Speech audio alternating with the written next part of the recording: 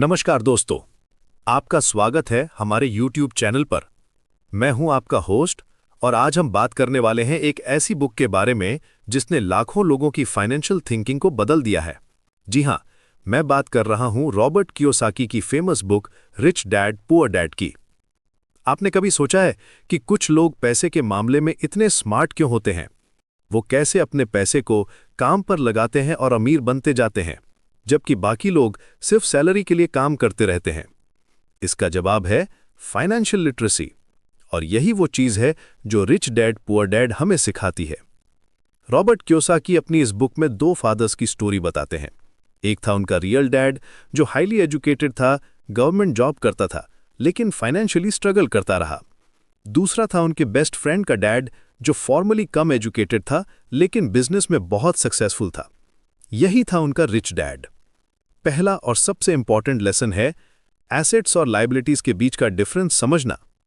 Rich dad कहते थे कि अमीर लोग एसेट्स खरीदते हैं जबकि गरीब और मिडिल क्लास लोग लायबिलिटीज खरीदते हैं, लेकिन सोचते हैं कि वो एसेट्स हैं।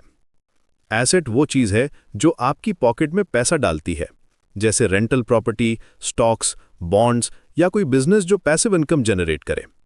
लायबिलिटी वो चीज है जो आपकी पॉकेट से पैसा निकालती है, जैसे आपका घर का loan, car loan, credit card date.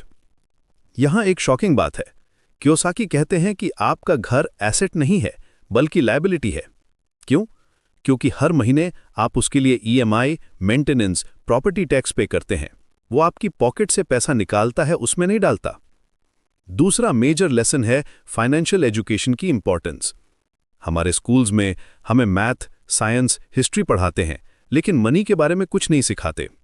Rich dad कहते थे कि फाइनेंशियल लिटरेसी सबसे इंपॉर्टेंट स्किल है जो हर इंसान को सीखनी चाहिए। तीसरा लेसन है पे योरसेल्फ फर्स्ट का कॉन्सेप्ट। ज्यादातर लोग पहले अपने बिल्स पे करते हैं, फिर जो बचता है उसे सेव करते हैं, लेकिन रिच डैड कहते थे कि पहले अपने लिए पे करो, यानी पहले इन्वेस्ट करो, फिर बिल्स पे करो। इससे आप फोर्स्ड होते हैं कि कम पैसे में अपना काम चलाएं और ज्यादा क्रिएटिव बने।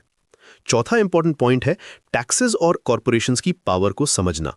रिच लोग कॉर्पोरेशंस बनाते हैं क्योंकि कंपनीज पर इंडिविजुअल से कम टैक्स लगता है।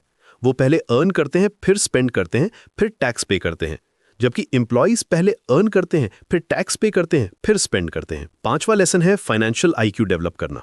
इसके चार मेन कंपोनेंट्स हैं अकाउंटिंग यानी फाइनेंशियल स्टेटमेंट्स पढ़ना, इन्वेस्टिंग यानी मनी को मनी बनाने की साइंस, मार्केट अंडरस्टैंडिंग यानी सप्लाई और डिमांड को समझना, और लॉ यानी टैक्स एडवांटेजेस और लीगल प्रोटेक्शन को जानना। रिच डैड हमेशा कहते थे work to learn, don't work for money, यानी सिर्फ सैलरी के लिए काम मत करो बल्कि स्किल्स सीखने के लिए काम करो। Sales skills, communication skills, management skills, ये सब आपको फाइनेंशियली इंडिपेंडेंट बनाने में हेल्प करती हैं।